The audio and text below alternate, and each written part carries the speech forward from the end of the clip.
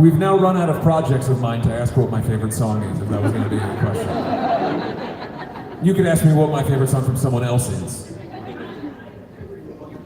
I like your shirt.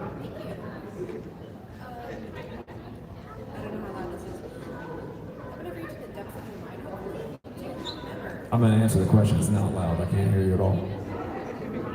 It sounded like you said you're going to reach into the depths of my mind. Yes. That's exactly. Oh, so you did say that. January 12, 2013. Okay. Manchester, New Hampshire. Okay. I went to your concert for the first time. Yeah. Hi. And during that concert, the power went out. Was it in like a hotel ballroom? It was in the Radisson Hotel ballroom, yes. That's so weird. Do you remember that? Yeah. And the power went out. It's also weird that I have a memory from 2013. I'm going to be honest with you. There's not a whole lot of memories that I have from that era. I'm glad you remember that because it was something to remember Yeah. for a lot of us, including probably you. And let me tell you something else. People were very mad at us about it. That's another reason why I remember. There were more concerts that day that happened before you guys. I'm Yeah. not surprised that that happened. Yeah. We had bad luck for a while with that kind of stuff, though. It meant a lot to me, even though it was kind of hard to hear you guys afterwards. Sure, without the power, it's hard to play. It's good to see you all these years later. Thank you for reminding me of that. Hi. How are you? Good. The Phantom Tomorrow comics? Yes. Why can't I look at the first one in years? I'll give you an abridged version of everything. So I came up with the story, right? And I was really excited about working with this new company. As it turns out, the company did not deliver on any level, and not to diminish them as their own company, but for what we wanted to do, it just wasn't a good relationship. Ultimately, I don't even know what became of them. I don't know what happened with the things that got ordered. I've never received issue 2, it's just for reference. So I really don't know what happened there. It was a weird business relationship and it kind of fell apart. Maybe someday, I'd love to.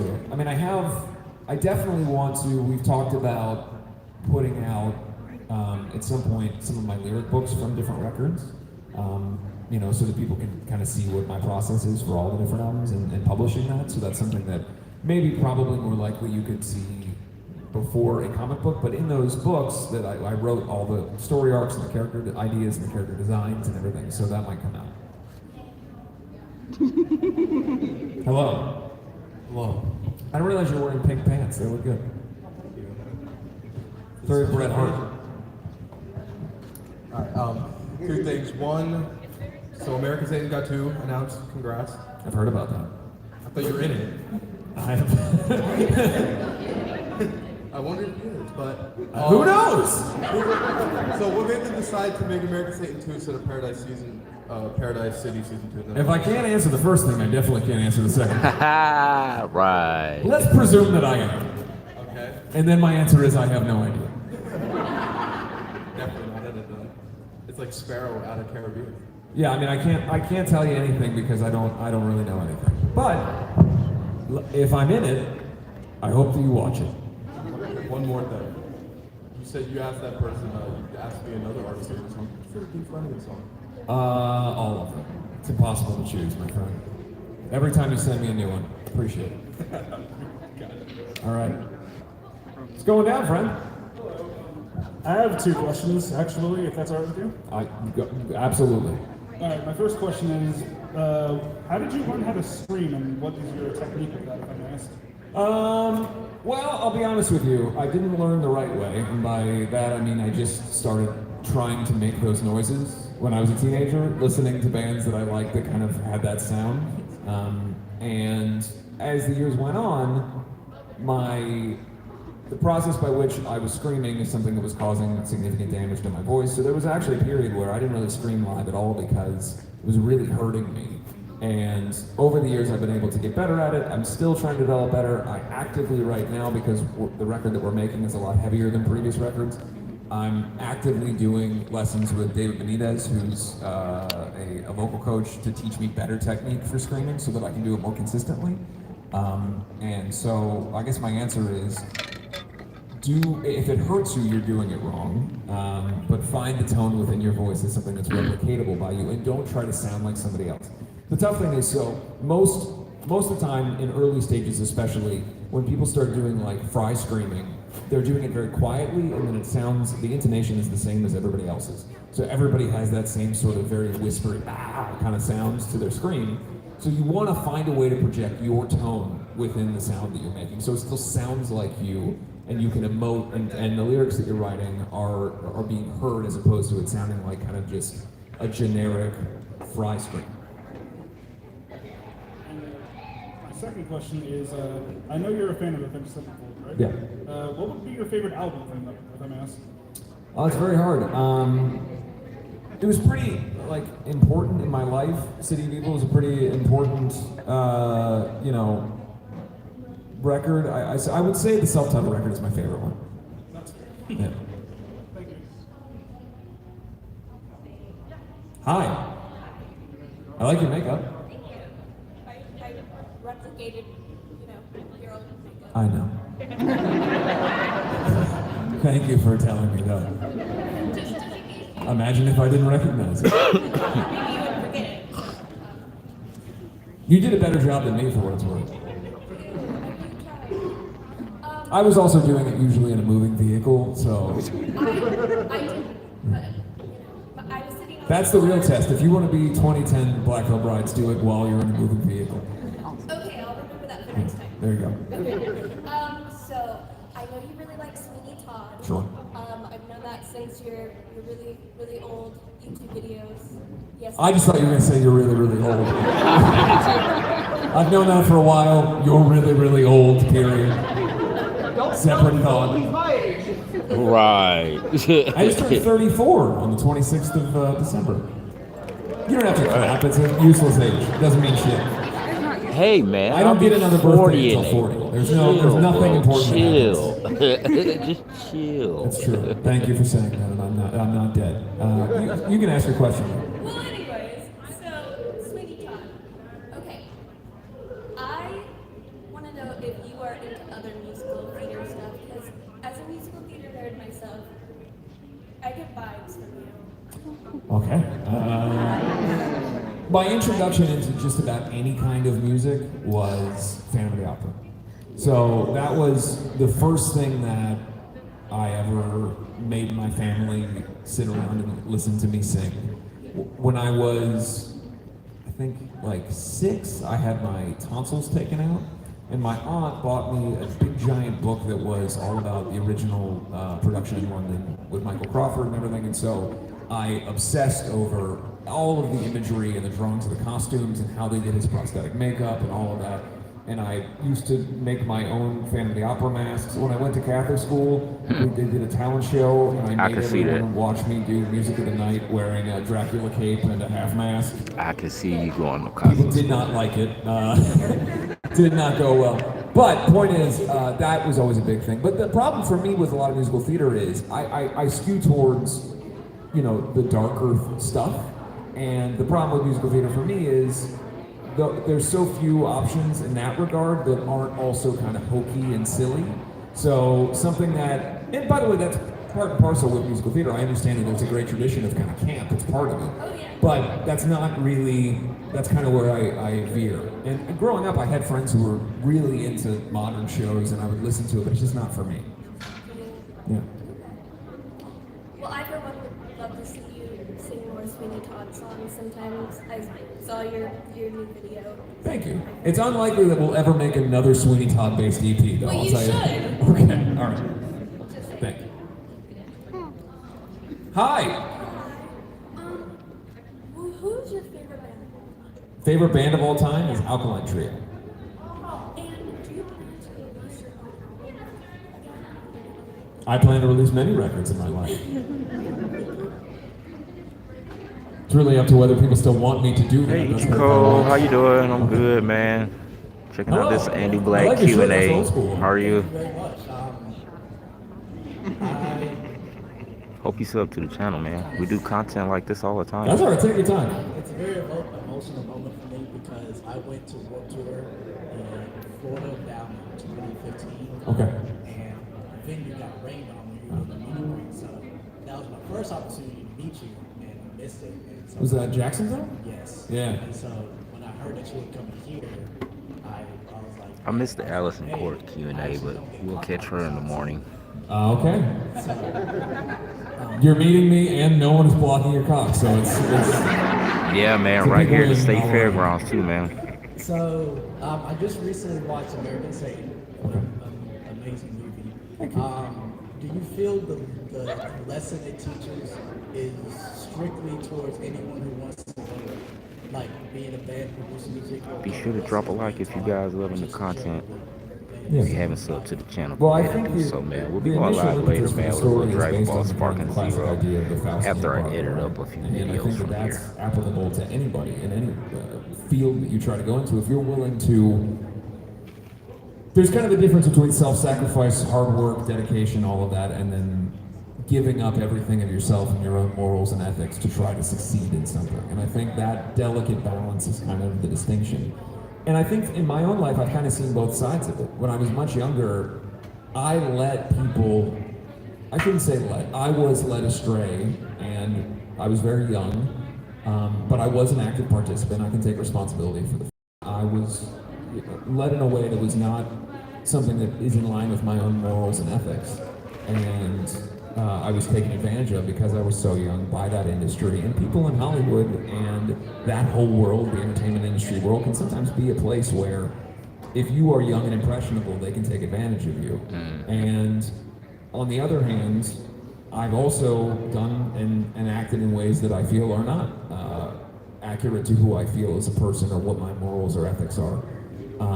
And had to get myself out of that. And I've now been sober for this many years, and I'm married and very happy, and I live a much different life. I live in Florida. I live far away from the LA land of hell and everything else. And by the way, I want to say, I say LA land of hell, but I should say right now, that's an emotional thing. I don't mean any reference or an allusion to the fact that right now there's all these fires going on, because I know those things can be taken out of context. There's a lot going on there, and there's a lot of people that I know who I love, that I care about, that are Good man, so I don't you want that to addressing be that misconstrued. before it was a What I mean to say is that for me, it was an emotional hell, and it was a difficult time and place for me. So I moved away from it, and then we ended up making the movie, and I kind of got to see, in some ways, walking back into my life, if I had made the decision to keep following that path, what my life could have ended up like, as opposed to making the choice of sobriety and happiness and taking care of myself and everything. Well, as a fellow, my birthday is tomorrow, so I appreciate you coming here. Hey, happy birthday! As a fellow Capricorn, I hope that you have a wonderful rest of your day here and time and experience in the state. Thank you so much. That's very kind. I appreciate that. Hi, how are you? Hi, good. How are you? I feel crazy. Same. All right. Okay. I'm sorry. I'm very nervous. That's okay. I have two things to tell you. Okay. As an immigrant and emergent artist. Okay. I've been seeing you like almost my whole life, Yeah. and Like an apparition? Like I'm always in the corner? definitely probably. Okay. But I wanted to ask you if you can, what you can say to new musicians out there, what you can recommend, like truly from the bottom of your heart, what you can say to new musicians. The number one piece of Coming advice through I the always screen, give man. Be is sure to to drop a not be like, afraid man. that people are going to tell you that you suck. And if you Because I haven't can subbed promise to the you that channel, on go any ahead and level do when you so. start, if you succeed or anyone pays attention to you, someone else will not like that, and then they will tell you that you suck. It's just part of it. Being bulletproof against hate, so to speak, is the thing that is probably the most important asset that you can have. Being able to build up your strength in yourself on both an emotional and intellectual level, to know the talents and abilities that you possess, and to not let people dissuade you from those things. And you have to be honest with yourself. I think sometimes in today's day and age, there is such an emphasis that's placed on don't be mean to people, don't bully people, and that's all true. I was certainly a victim of many of those things, but the distinction is I didn't let that change who I was. It's about galvanizing yourself against those things. And if you're honest with your own skill set and you know who you are, then you can go into a career in any field, much less music, with the tools to know, I'm actually really good at this, this, and this, and fuck you if you say otherwise. I'm not gonna let that change what I do. And I think it's critical to be able to believe in yourself in a realistic and honest way, and then go out into the world with that self-belief. Thank you. The other thing I want to tell you, it's not a question, but I just wanted to thank you for all your career and all of these years that you've been putting yourself out there.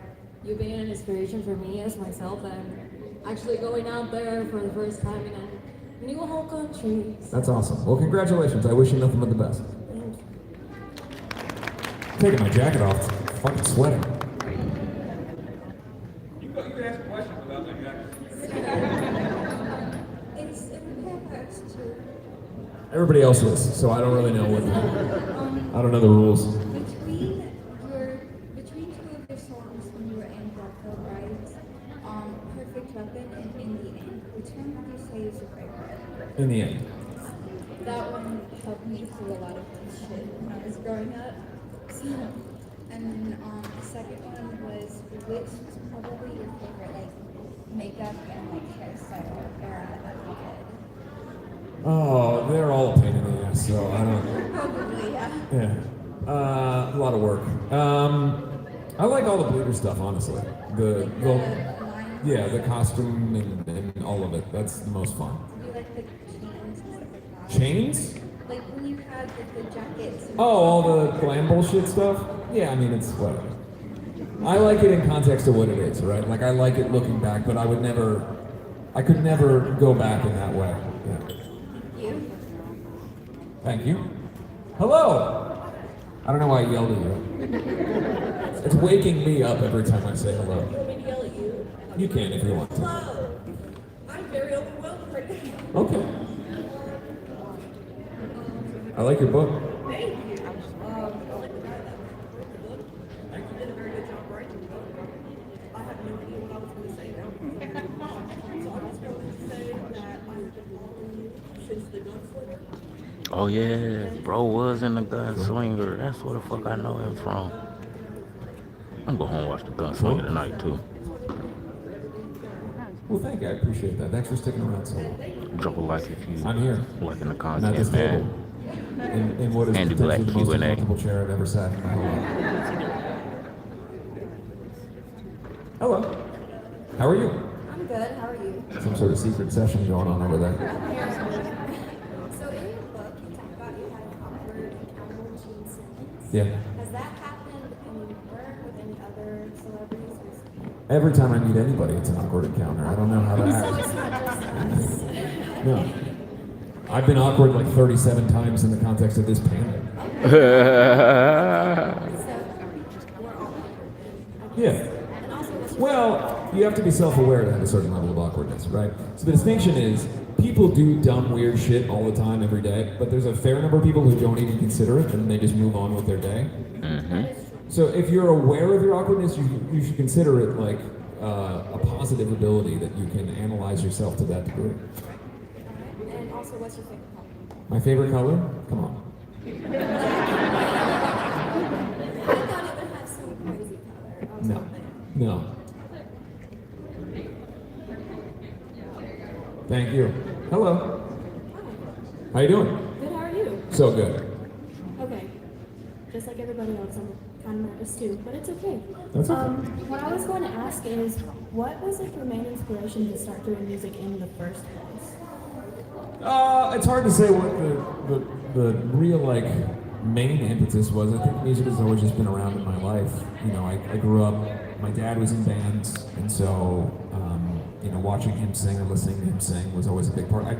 Again, I grew up Catholic, so in church there's just so much singing, constant singing. You know, it was just always around. My mom listened to a lot of music. It just seemed like, I don't know. I can never think of a time that it wasn't the thing I wanted to do. Thank you. Yeah, and my favorite color is also black. Okay, great. Now I'll start asking everybody what their favorite color is. I know, I just thought that would be funny. I appreciate you telling me. Add to being awkward. See? There you go. Hello. How are you? I'm very good. Okay, so my original question I had, Mr. Pink Pants took it from me, so I didn't know what else to ask you. Mr. So, Pink Pants. Mr. Pink Pants. So I had my husband text me. He met you earlier. Ask him why he didn't use his voice for America's Sake while singing. Long story, but contractual stuff. At the time, my my voice was owned by Universal Music pretty much outright, and they could name the price in terms of how much the production would have had to pay to get my singing voice. Wow. That was kind of the original thing, and then also I know that Remington was on Sumerian, and so they had a good relationship, and he obviously has a great voice, so the whole thing worked out the way it did. I know it's kind of odd in a way, but it all worked out. And one more thing, I'm so sorry. You are a very attractive man. Thank you. I've done nothing to make that happen. I appreciate it. Hi, how you doing? You have like a ring around you. I'm starting to see like color, the spectrum of colors.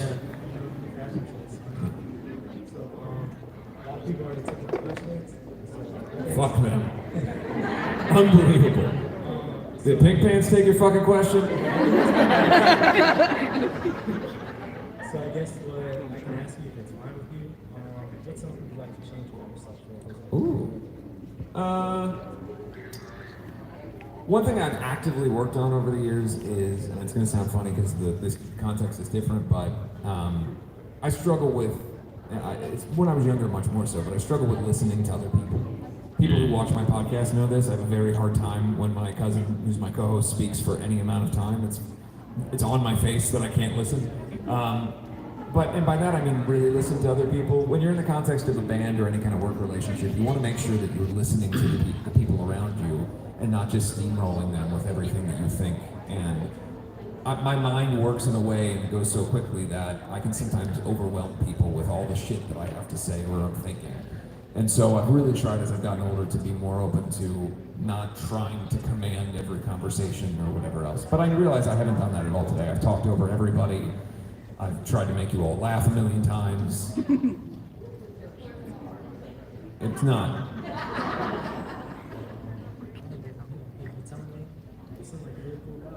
Thank you. Nice to meet you. That's very kind. I've got 2 questions for you. What's going on? All right. First question, you've been featured in other artists' songs. Mm-hmm. What was your favorite featured music video, whatever it was that you did? I'm trying to think of any time that's ever happened. I can't remember. I know that there are some, but I'm drawing a blank. I guess just because you're wearing a Falling in Reverse shirt, I'll say the Bad Girls Club video because it was so funny because I didn't know the fucking song.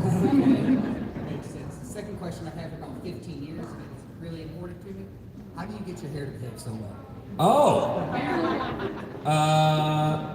It's a mix of things, man. You gotta just, I'm fucking always testing products out. Okay, me too, makes sense. Yeah, you just keep going until you find one, you know? And then they stop making it, it gets discontinued, you gotta get a new thing. You're right. It's an endless battle.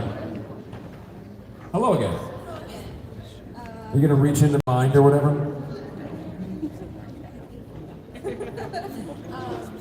What is one of your most favorite desserts? Frozen, baked, both, like an entremet? Wow. I can just tell you straight up. I'm from Cincinnati originally, and there's a place called Grater's there, which is an ice cream place. And anything involving Grater's black raspberry chip is my favorite thing. Black raspberry ice cream is my most favorite, but I can't find a decent black raspberry ice cream in the South. I think that they sell Grater's at major chains, so you should try it. I've never heard of it. I'll look it up. Yeah, look it up. Black raspberry chip is the greatest ice cream ever created. Huh. Grater's is the name of the company. They don't pay me, by the way, so I'm just telling you. Question for you, Andrew. Sorry, who are you referring to? Whoever the guy with you is. We just met a few minutes ago, so and nothing again. We could not be described as my handler or manager. He is the moderator of the Q&A. Aha. Not me. He is his own autonomous person. The guy you barely know. Something that's a little rusty. Oh. What? I want to show you something that's a little rusty that I've had since 2013. You want to show me rusty things? Oh, it's a. Why does he need to be involved in that? Okay, a lot of places they have to have somebody hand things to the guests. Oh, okay. So I didn't know if there was going to be someone to be like, You can show it to me. Is it important that I hold the rusty thing? you can't see it in there, can you? I don't want to get tetanus. I can see it fine. It's a picture of me wearing a backwards Bengals hat with a leather jacket on with a half smirk and a mullet. That's exactly what it is. I described it perfectly. Thank you. Hi. Do you have any old needles or anything to show me? Tetanus. He is rare form there. He is roasting everybody. Right. That looks excellent. I love that. Very cool. Thank you. That's from the bunch of one. That's from me. I'll be at a table out there all day. Yes. Well, my daughter is a person who Okay. and she does a lot of clothing, which I know you have. Sure. Not only because of her clothes, she's very, I am who I am. Of course. As I feel. Good. And I've always instilled that in her. What advice would you give to her to help her get through this time of children bullying her because of who she is and not letting her accept who she is? Because every child, every person is their own person, is always bullied. Of course. Who they are. Yeah. So what advice would you give? Well, it sounds like she's already doing great because she's continuing to be herself in the face of those difficult things. I think the number one thing for me is when we first started, what I wanted to impart on other people was an attitude that, for lack of a better term, is more fuck you oriented. And I think that what has happened with a lot of bands from our era realized that they could capitalize on selling loneliness to lonely people, and it created a sort of fragility with young people where the ability to say, fuck you, this is how I am and what I want to be, and if somebody says something to you that doesn't agree with that, it's inconsequential. I want young people, particularly people that listen to our music or to take anything away from my message, is not to wilt in the face of adversity. Standing up for yourself, it doesn't have to be with physical violence, but standing up for the person that you are is the most intrinsic important thing that we have. We, as autonomous people, can make the choices that we want to make, right? And it's not always incumbent on someone else to agree with those choices or to say that we are good about what we're doing or whatever else. And I experienced that so much in my own life that I'd walk out of my house dressed as Batman on a Wednesday and walk down the street. And I remember the story that I always think about is when I was a kid, I used to do that all the time. I'd dress in these costumes and I'd walk around. And then people would try to fight me, talk shit, whatever, and I would go home. And I remember the first time it happened, I went home to my dad, and I was a little kid, and I go, hey, these people are making fun of me, kind of complaining about it. And his advice to me was essentially, if you want to dress like Batman and walk around the neighborhood, you have to understand that someone else might not understand that and might give you shit for it. But that doesn't matter. You like to dress as Batman and walk around, so stand up for yourself and believe that you're doing something that you enjoy. So my advice that I always try to give is, regardless of anything else, any other thing in your life, if you know who you are and you believe in who you are, then what anyone else says does not matter, and you have to be willing to stand up to that. To make sure she feels proud of who she is and what Exactly. That's the most important thing. That's what I try to get through to her, but mom, there's no mirror. Well, maybe she listened to me. Also, the song Ritual, it has done a lot for me, especially with the recent situation I'm dealing with. Yeah. As far as making it very uplifting and encouraging me to move forward and not look back. Of course. Don't let those things hold me down. Exactly. Well, I'm so happy to hear that the music has inspired you It possible. has definitely uplifted me to find who I used to be and not letting people around me that are such negative influence on my life hold me down. Thank you so much for giving me that uplifting. Excellent. Thank you for sharing that with me. Let me just add one thing real quickly. Just guys, just be mindful, we have about 15 more minutes of time that we can use for questions, okay? So when that time comes up, we're going to have to respectfully kind of stop at that point. But, so just be mindful of who's behind you and please give time for the next person, okay? You gotta fight that traffic. You ready? Andy, first of all, big fan. No, there's in the game today, but there's gonna be a lot of Probably traffic. 2011 Said we're coming from downtown. since we all released Set the World on Fire. I was like, And it's 2:30 something now. definitely my favorite song On a Saturday? on that particular album. What's going on downtown? I'm a music artist as well. I mean, I'm like Besides this, I don't know money in the city. Who gives a shit? Yeah. You make music. Yeah. My main question is, what generally takes longer? You guys ever been to Transmission on Main Street? Yeah, I had actually.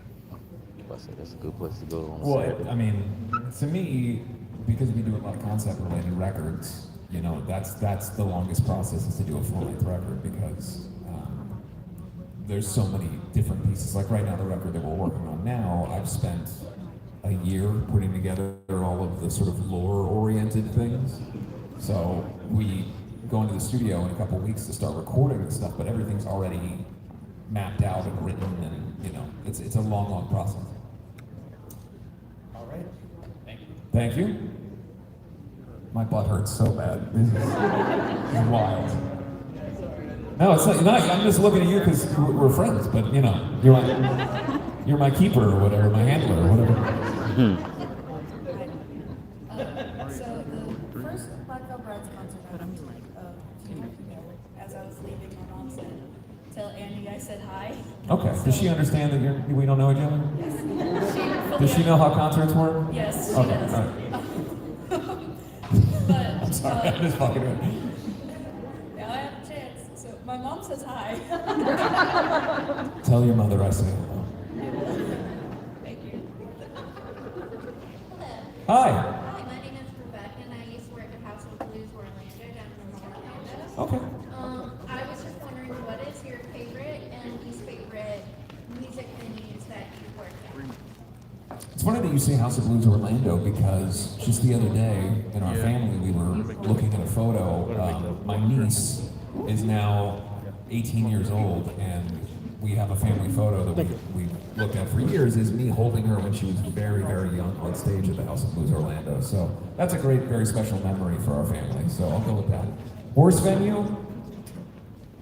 It would be impossible to qualify what the worst venue is. There's so many venues that you play, and it's not because the venue staff is bad, it's just that, you know, sometimes a venue shouldn't be in a place that it's in. A lot of times, especially when you start, you're playing in clubs where like the stage is, you know, there's like a stripper pole in the middle of the stage, or, you know, like it's a wedge in the corner, or there's no way the sound is coming back at the stage or something. So there's a million of them. But, you know, you do what you can, and if you're lucky enough to get to play anywhere, that's still a huge bit of luck, so. And I used to work at the VIP entrance and like conference and things like that. What was your worst experience with All right, anybody who like get out of here. searched for contraband? Check back across the street. See what's going on. No one's ever searched me for contraband in my life. We're gonna come back tomorrow, catch Allison Court. Thank you. And Lance Lonzo and a few other people.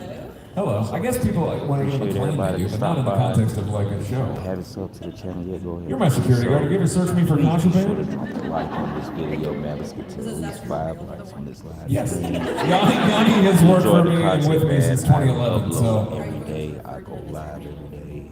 I upload shorts every day. He's one of my best friends. I wouldn't say. So we have fun here. You have handled me though. In the old days when I used to get up on the barricade, you had to handle my butt just so I didn't fall down. As best friends should, honestly. Welcome to Columbia. I'm flattered you can throw a little nest in the Bible Belt. I've been here for years. I just wait for this event. I sleep.